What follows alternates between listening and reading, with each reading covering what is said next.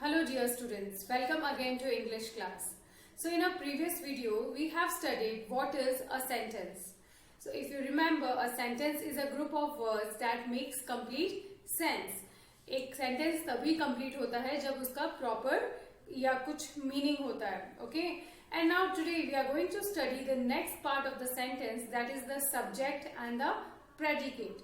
Now what is subject and what is predicate? So let's see. First we are going to read some examples, okay? So let's read out. The basket is full of mangoes, okay? Birds fly in the sky. Rajni is drinking tea. The dog barked at the stranger. The little girl is mopping the floor. Horses eat grass. So these are some of the sentences. Now, in the first sentence, look at the first sentence. The basket is full of mangoes. In the sentence 1, we are speaking about basket. Okay, हम basket के बारे में बात कर रहे हैं. In sentence 2, we are speaking about birds. जो दूसरा sentence है, here we speak about birds. हम इसमें birds के बारे में बात कर रहे हैं. In sentence 3, we are speaking about the girl Rajni. In the sentence 4, we are speaking about the dog. In the sentence 5, we speak about the little girl. And in the last sentence here, we are speaking about the horses. हम यहाँ पर अलग अलग लोगों के बारे में या अलग अलग चीजों के बारे में बात कर रहे हैं. Okay? So in the sentence, the person or the thing we speak about is a subject. It means कि हम किसी भी सेंटेंस में हम जिसके बारे में बात कर रहे होते हैं वो हमारा सब्जेक्ट होता है. ओके, फिर वो कोई इंसान भी हो सकता है या फिर कोई चीज भी हो सकती है. ओके, सो इन अलग अलग सेंटेंसेस में, जैसे फर्स्ट सेंटेंस में हमने बास्केट के बारे में बात की, एक सेंटेंस में हमने रजनी के बारे में बात की, एक सेंटेंस में हम डॉग के बारे में बात कर रहे हैं, कहीं हम हॉर्स के बारे में बात कर रहे हैं.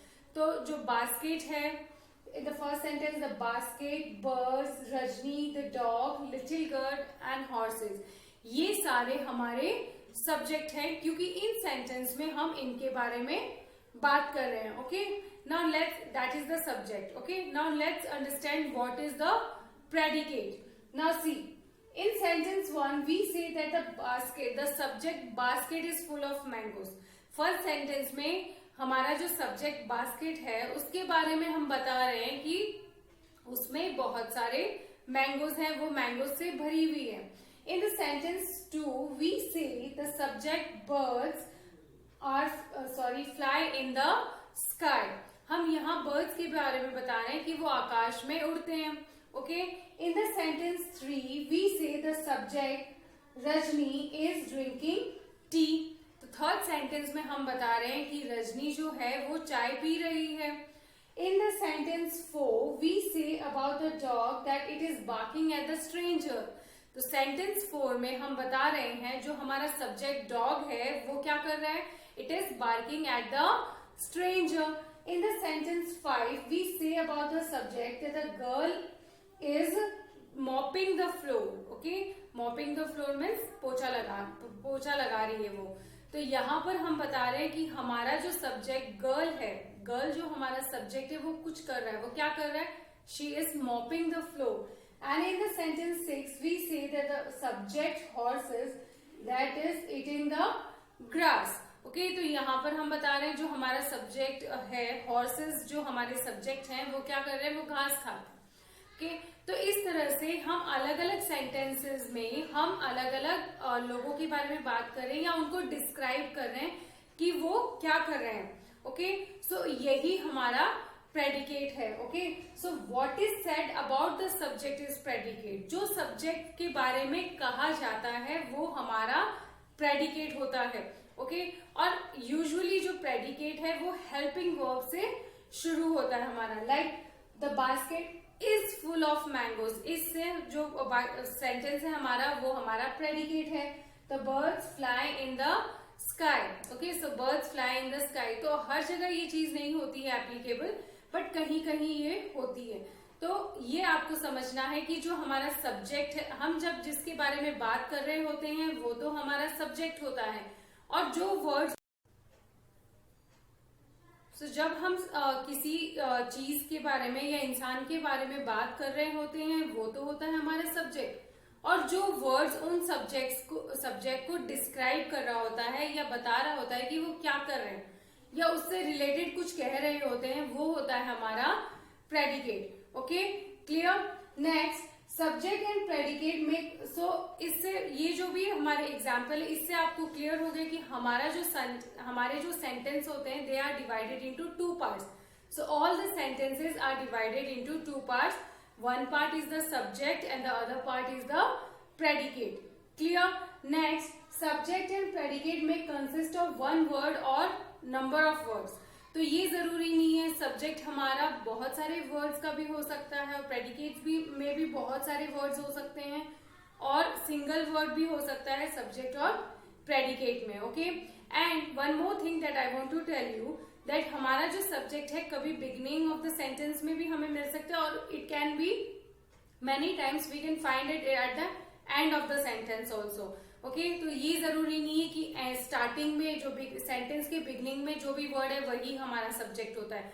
तो कई बार हम सब्जेक्ट को एंड में भी डिस्क्राइब कर रहे होते हैं, तो वहां भी तो सबसे पहले हमें सेंटेंस में क्या ढूंढना होता है, हमेशा हमें पहले सब्जेक्ट को ढूंढना होता है कि हम इस सेंटेंस में हम किसके बारे में बात कर रहे हैं। Okay, next, the person or thing we speak about is a subject and the words that tells us about that person or thing is a predicate. What is said about the subject is called the predicate. तो ये दो definition आपको ध्यान रखने हैं।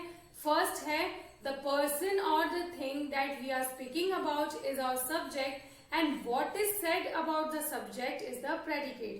एक बार और फिर से मैं हिंदी में रिपीट कर रही हूँ कि जिसके बारे में बात हो रही होती है वो हमारा सब्जेक्ट होता है और जो वर्ड्स उसको डिस्क्राइब कर रहे होते हैं और या उसके बारे में जो कहा जाता है वो होता है predicate. Okay, next, sometimes the subject is understood और left out.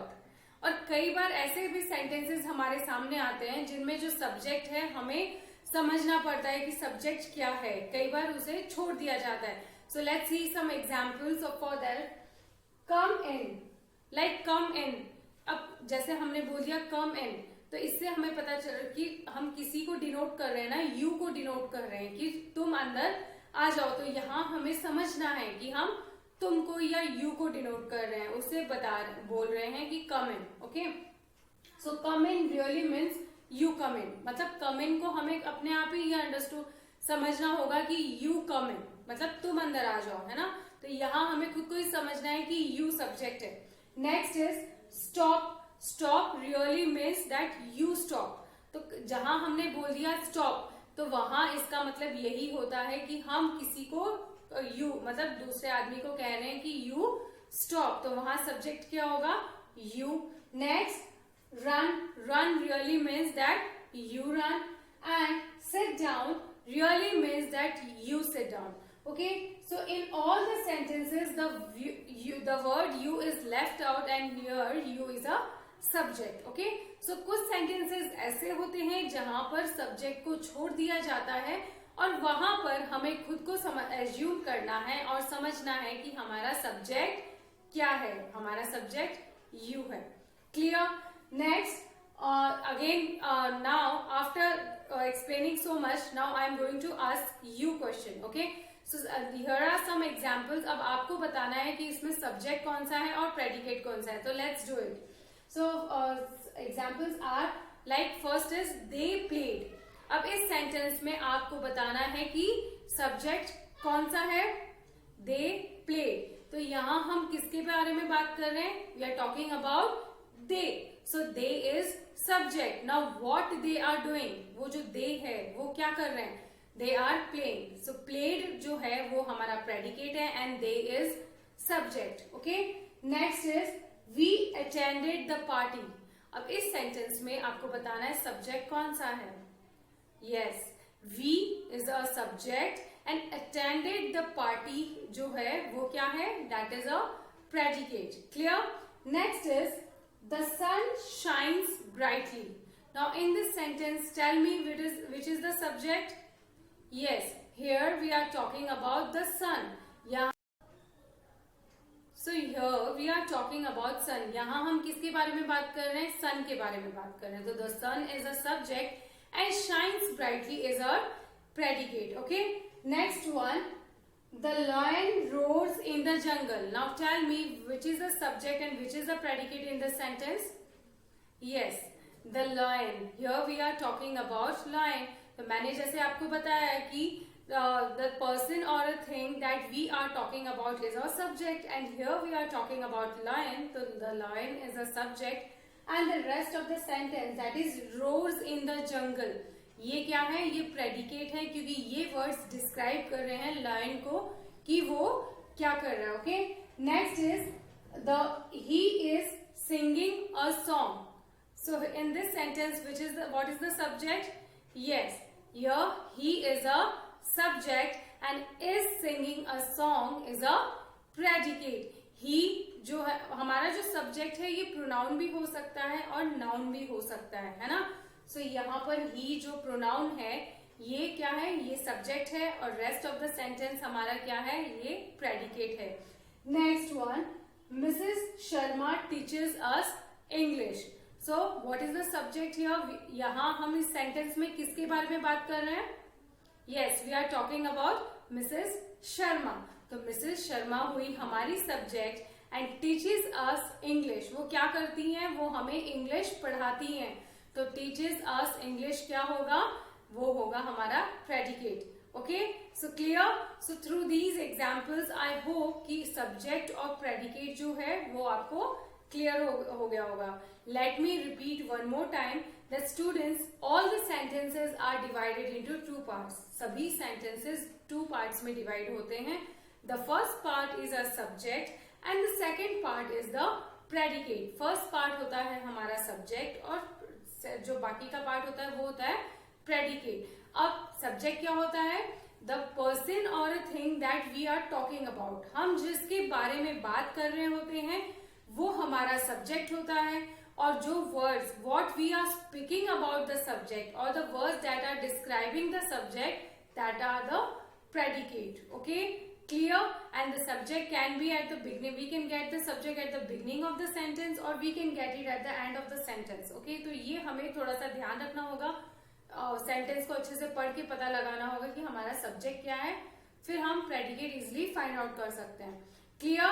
So I hope that you have understood it. So students, keep studying, practice hard. That's all. Thank you and have a nice day.